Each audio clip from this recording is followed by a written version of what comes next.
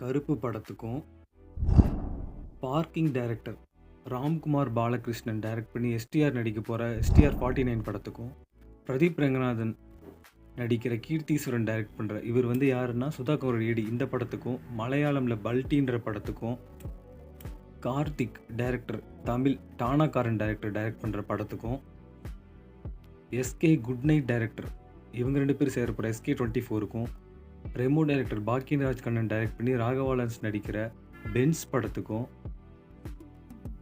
சாயபேங்கர் தான் மியூசிக் பண்ணுறாரு.